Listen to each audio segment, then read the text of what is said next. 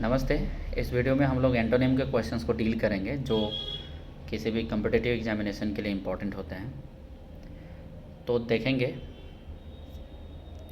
पहला वर्ड है प्रीडिलेक्शन। ये जितने भी सारे वर्ड्स हैं इन सब का मीनिंग आप one by one note down करते चलेंगे ताकि कोई प्रॉब्लम ना हो। फर्स्ट वर्ड है प्रीडिलेक्शन। प्रीडिलेक्शन मीन्स झुकाव होता है। झुकाव मीन्स किसी कार्य को करने के प्रति झुकाव, राइट। हेजिनेस, इट मीन्स अस्पष्टता।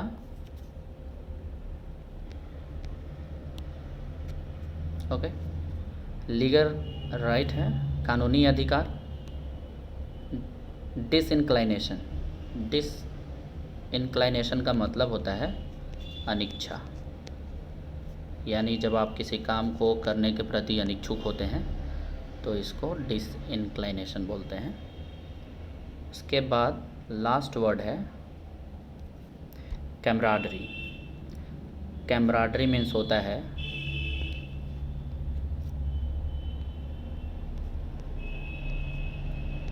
पारस्परिक और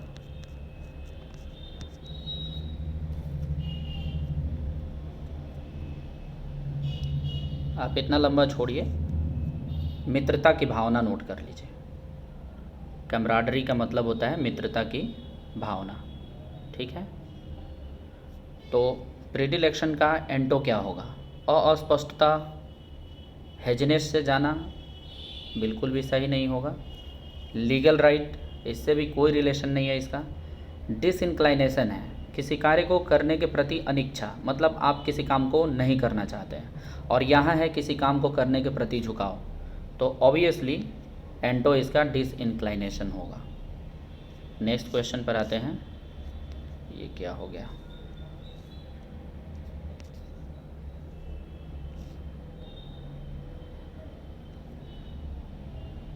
नासेंट। नासेंट मीन्स होता है प्रारंभिक अवस्था। मतलब ये कि कोई भी चीज़ जब अपने उदय की अवस्था में होती है, उगने की अवस्था में होती है, तो उसे नैसेंट कहा जाता है। नोट डाउन कर लेंगे। उसके बाद वर्ड है टेस्टफुल। टेस्टफुल का मीनिंग होता है आकर्षक। कोई भी चीज़ लाइक फर्नीचर या फिर कपड़ा या कोई भी सजावट की कोई वस्तु है जो आकर्षक है तो उसे आप टेस्टफुल कहते हैं। उसके बाद वर्ड है फेड। फेड का मतलब होता है मुरझाना, क्षीण होना या धीरे धीरे लुप्त होना, समाप्त होना आदि।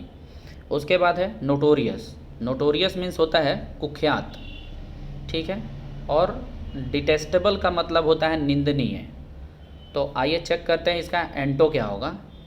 चूँकि नासेंट मीन्स होता है प्रारंभिक अवस्था, तो टेस्टफुल का इससे कोई रिलेशन नहीं है।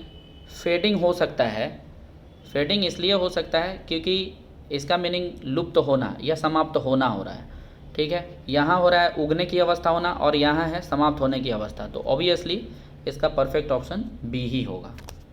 ओके, आगे बढ़ते हैं।